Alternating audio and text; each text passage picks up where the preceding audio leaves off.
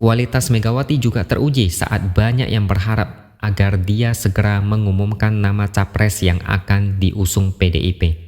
Banyak yang berpikir dia akan mengumumkan nama capres pada acara hari ulang tahun PDIP. Ternyata perkiraan mereka meleset. Nama capres PDIP masih misterius hingga saat ini, meskipun sudah ada kodenya, yaitu dari kader PDIP. Santainya Megawati bahkan dipuji oleh Jokowi. Dia membandingkan Megawati yang lebih tenang, tidak goyah meski didesak, sangat hati-hati, tidak gerasa-gerusu seperti yang lain.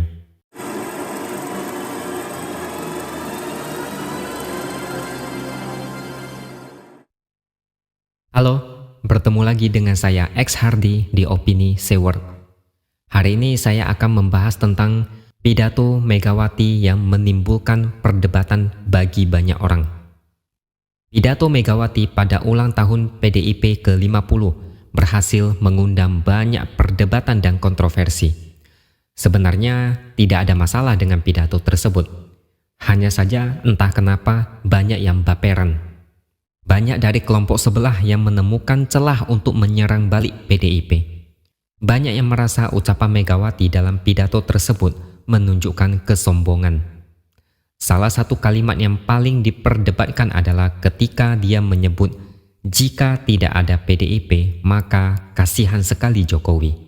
Sekilas, apalagi bagi yang tidak tahu sejarah dan kisah Jokowi, pasti akan merasa ucapan Megawati ini tidak beradab dan tidak menghormati Jokowi.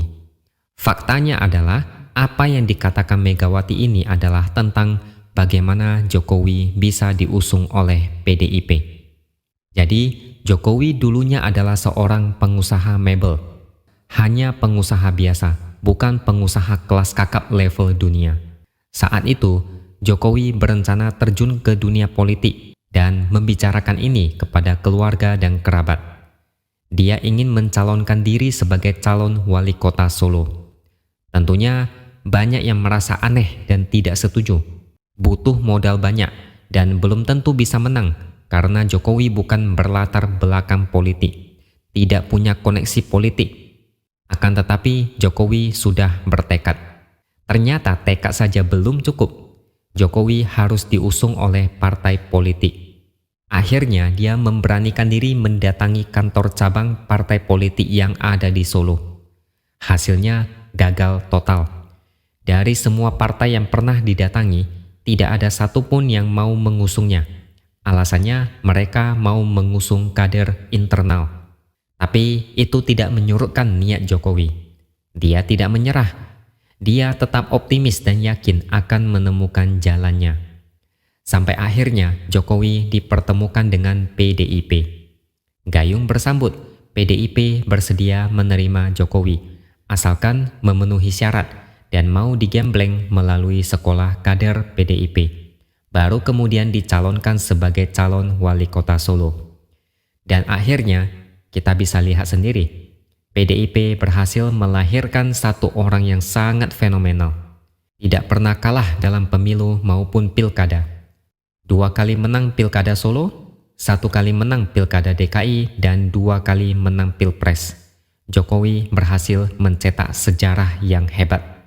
Makanya jangan heran dan jangan baperan kalau Megawati bilang tanpa PDIP Jokowi kasihan sekali. Memang betul. Kalau PDIP saat itu menolak Jokowi, maka Jokowi tidak akan bisa jadi presiden seperti sekarang. Jadi ucapan Megawati itu tidak perlu diperdebatkan. Anggap saja itu hubungan saling menguntungkan. PDIP berjasa memberikan kendaraan politik untuk Jokowi sehingga bisa menjadi presiden.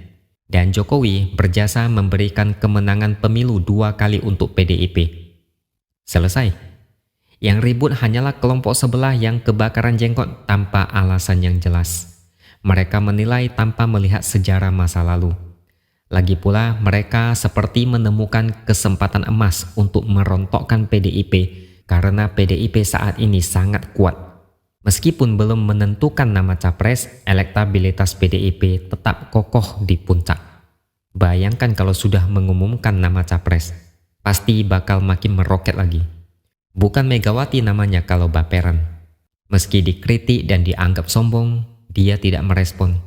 Bersama dengan Jokowi, Megawati adalah orang yang paling kalem, tidak reaktif dan meledak-ledak.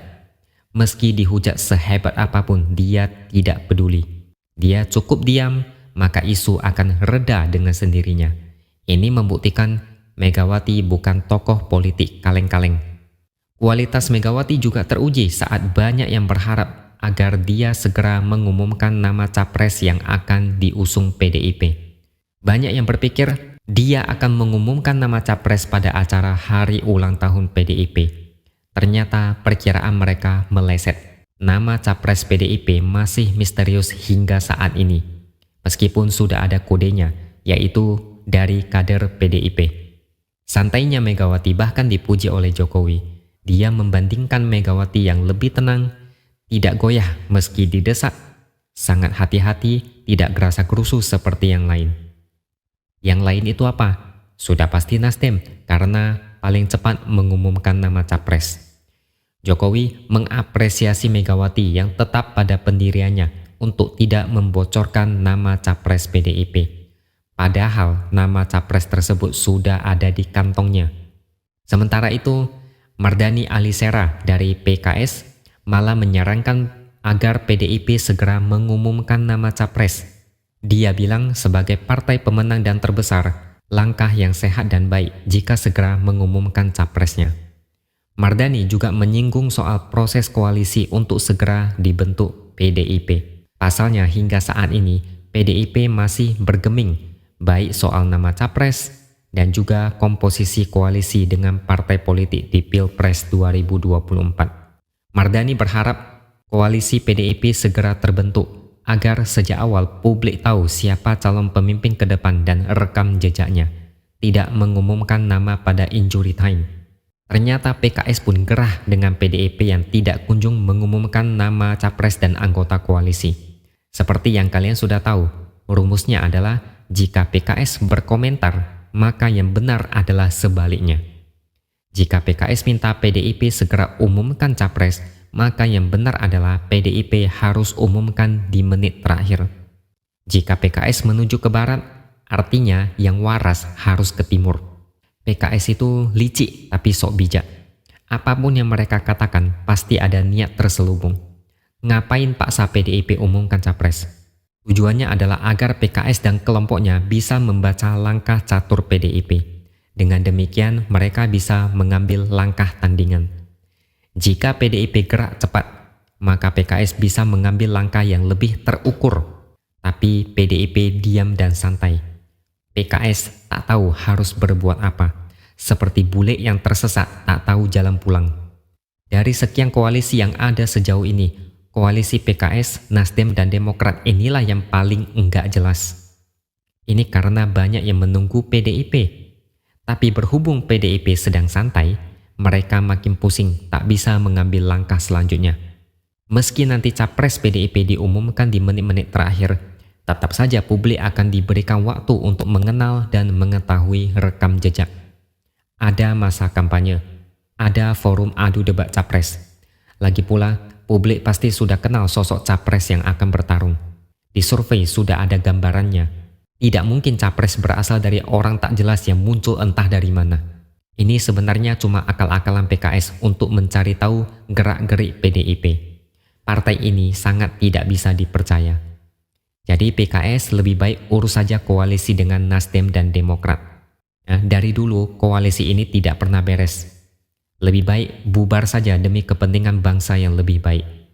Demi kemajuan negara ini, lebih baik PKS bubar saja sekalian. Oke, sekian opini dari saya. Jangan lupa subscribe channel ini dan tinggalkan komentar Anda mengenai topik ini. Kita akan berjumpa lagi di lain kesempatan.